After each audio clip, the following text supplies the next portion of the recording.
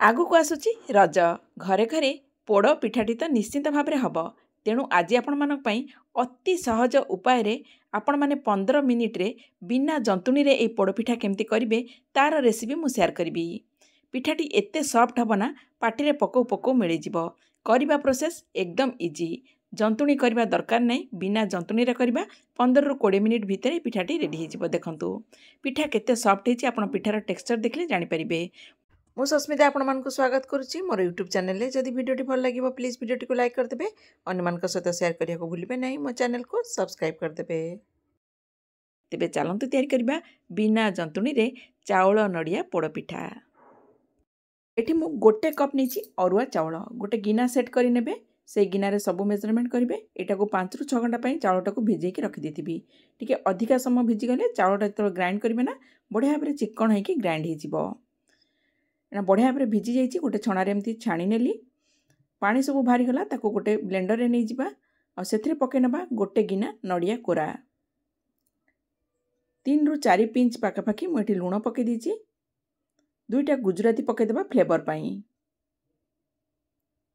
से जो गिनारे मापिकी मु गोटे कप चाउल नहीं से गिनारे मु आधा कप पानी एटी पके नौची। बेसी पानी पकेबेनी, गोटे गिना जो सेट करेंगे से आधा कप पानी आप पकेबे। अल्प पानी पकेकी ग्राइंड करेंगे ना ग्राइंड ठीक से हेनी। आपको भल भाव में मुझे ब्लेंड कर दूची। चिकन करके ब्लेंड करेंगे, मन रखिए जमी खद खदड़ा न रुहे। मुझे आपन को हाथ में देखीदेवी, आप जानीपारे एकदम चिकन करके बढ़िया भाव में ब्लेंड करे। देखंतु चाउल पूरा बढ़िया भाव में चिकन होके बाटी देछि। मुझे ताको गोटे जगार काढ़ी नबा आउ साइड रे रखी नबा। एठी मु गोटे प्रेशर कुकर नहीं। प्रेशर कुकर आमे गोटे बड़ चामच घी पकई नबा। सेथिरे किछि नड़िया खंड पकई नबा। नड़िया को छोट छोट पीस करके काटी देछि। नड़िया एमती खंड खंड देबे ना, खाइबा को बहुत टेस्ट लागिबो। निश्चित भाव में देबे एथिरे। तो नड़िया को हल्का टिके भाजी दउछि। किछि समय हल्का भाजी देला पर जेमती कला करके भाजीबेनी, टिके हल्का भाजी देबे।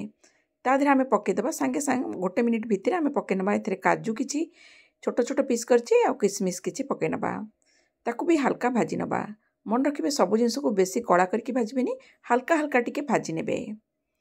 देखंतु बढ़िया भाव में भाजी हो गलानी। आकु गोटे जगार काढ़ी मु रखी नउछि। मु नेछि गोटे कप गुड़। गुड़टा को ग्रेट करी नेछि। गुड़ रे एठी पके नेली आधा कप पानी। चाउल बाटिला बेले मु आधा कप पानी देथिली। एठी गुड़ संगे आउ आधा कप पानी देली। टोटल उपरे 1 कप पानी हो गला। एना गुड़टा को पानी रे मेल्ट करवा। मन रखु गुड़टा को ग्रेट जेहेतु कर देछि सांगे सांग मेल्ट हो। आपड़ जदि मुंडा टिके थिबो गुड़टा को पकेबे टिके टाइम लागिबो। खाली पानी रे मेल्ट करिवार अछि, बिल्कुल ताको फुटेबार नाही। खाली पानी सांगे जेंति मिसी जिवो। बढ़िया भाव में मिसी गला परे आमे ए गुड़ पानीटा को कोन करबा छाणी देबा। कारण गुड़ पानीटा को छाणी देले ना ता देहरे जहाँ भी इम्प्यूरिटी थिबो सब बाहरी जिवो। नले खाइला बेले पिठा संगे आसिले जमा भल लागिबोनी। एना एथिरे पकेदेबा चाउल को जो बाटिकी रखिते गुड़ पानीटा को जेहेतु गरम पकाउचे सांगे सांग गोलेबे, जमा छाड़बेनी। गोलेबे कहीं चाउलटा मुंडा हो। आम बढ़िया भाव में गोले देबा जमी बढ़िया भाव में गुड़ पानीटा चाउल में मिसीजिव और जो गरम अंशटा तार रही सांगे सांग एमती गोले दिंतु। किछि समय गोलेला परे आमे याकू साइड रे रखिदेबा। गोटे प्रेशर कुकर में बनाऊँ जेहेतु प्रेशर कुकर में 2 बड़ चामच मु घी पकई नौछि। घी टिके अधिका देबे, भल लागिबो पिठा खाइबाकू। जदि घी यूज न करिवे रिफाइंड तेल रे भी करि परिबे, किंतु घीर फ्लेवर जतबे पिठा संगे आसबो बहुत टेस्ट लागिबो। एठी 1/4 टीस्पून पकई देली बेकिंग सोडा। जोटा आपण पकुड़ी रे पकांती सेही सोडा मु पकईछि।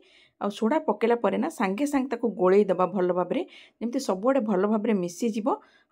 जदि सोडाटा गोटे जगह रही ना ताले पिठाटा भल भाव में फुलबनी। तेणु बढ़िया भाव में मिक्स कलापर आगु प्रेशर कुकर घी देखी गरम कर सोडाटा मिसेबे जमती घीर धूआं बाहर पूरा बढ़िया भाव में गरम होपर आम यही चाउल बटाटा को आम ताधे पकेबा।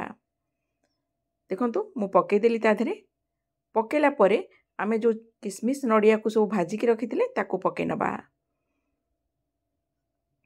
पकेला परे ये जो रबरटा अच्छी प्रेशर कुकर सेटा रहिबो। ऊपर जो सीटीटा अच्छी ताको आमे बाहर करदबा। तापर लगेदेली कभरटा को। मुझे आपन को गैस रे करके देखै दउची, कहीं गैस रे कले आपण माने ठीक से जानि परिबे। तेणु मु ट्रांसफर कर दउची गैस को। देखंतु गैस रे बसेला परे मु कोन करची मीडियम रखिची फ्लेम को। हाई रखिबेनी कि लो रखिबेनी, मीडियम रखिबे। मीडियम फ्लेम रे पाखापाखि 2 मिनिट पई छाड़ी देबे। बेसी समय छाड़बेनी, 1 ରୁ 2 मिनिट पई छाड़ी देबे मीडियम फ्लेम रे। तापर देखंतु मु फ्लेम को कमे देली।